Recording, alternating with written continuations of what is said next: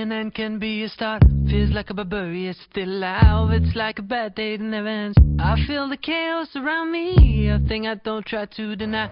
I better learn to accept that. Bonjour, je m'appelle Jean-Claude Marcourt.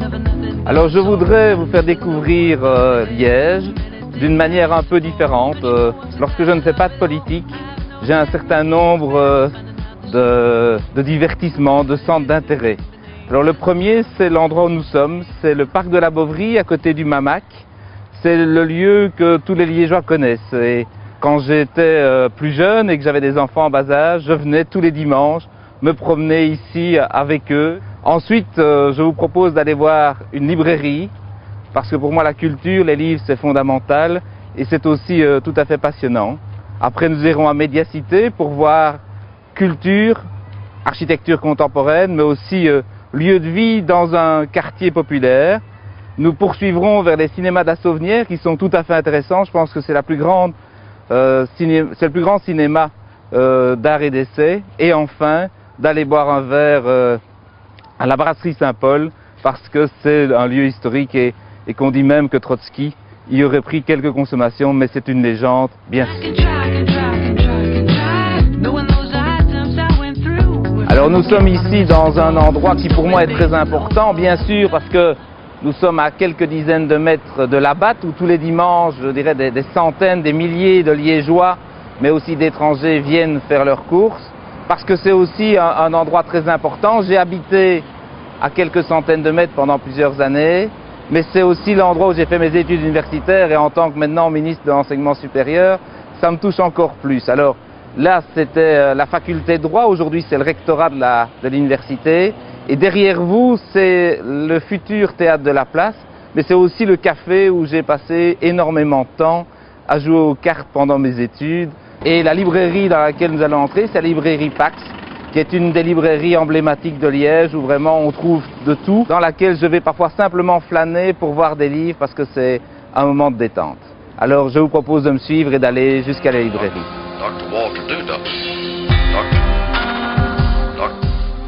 Dès que j'ai un espace de liberté, même quelques minutes, rentrer dans une librairie, c'est vraiment quelque chose qui est une évasion. Les livres, c'est bien sûr de la culture, mais c'est d'abord un objet, et j'ai toujours été amoureux du livre pour le livre. Oui, beaucoup la BD. C'est fascinant de voir comment en quelques planches, on peut raconter une histoire, une vraie histoire intéressante. Évidemment, il y a Gottlieb qui pour moi avec Goscinny sont les deux plus importants, je reconnais qui ont fait, mais plutôt décalé. Is No Good reste quelque chose de fondamental parce que c'est vraiment l'humour au deuxième degré, c'est une belle incarnation de la vie avec beaucoup de détachement.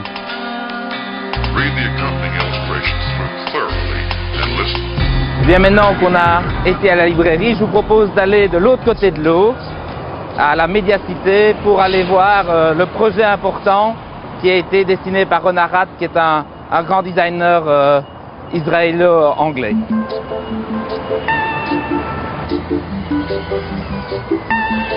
Alors comme je vous l'indiquais à la librairie il y a quelques instants, nous sommes ici sur un très gros chantier qui est le chantier Médiacité, qui sera d'une part un grand centre commercial, mais aussi une patinoire des cinémas à côté du pôle image de Liège, avec une architecture tout à fait contemporaine dessinée par Ron Arad.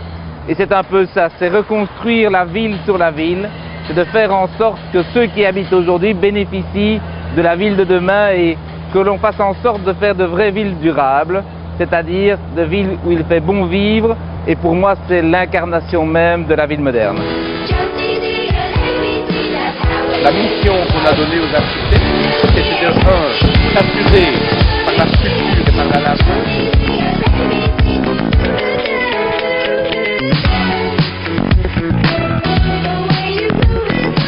Je vous propose maintenant d'aller au cinéma de la Sauvenière, qui est un des autres lieux tout à fait symboliques du centre-ville, place Davier-Nogent, et donc à tout de suite.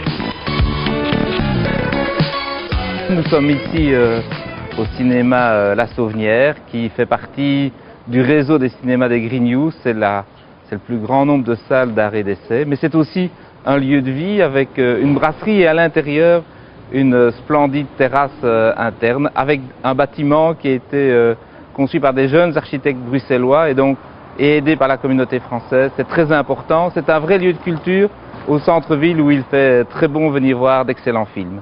Ce que j'aime bien, c'est les films de Tarantino, tout le cinéma wallon, le dernier de Bouli Lanners, Eldorado est évidemment un film superbe. J'aime beaucoup découvrir des choses, que ce soit des choses plus classiques, que ce soit Hitchcock, que ce soit bien d'autres.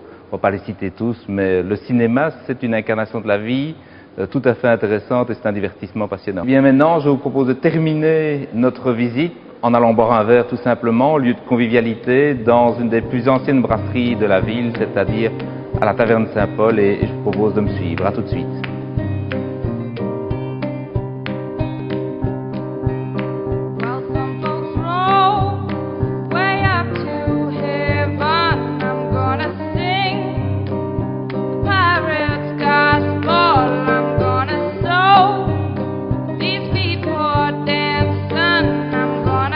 Oh, ça va? Ça va bien?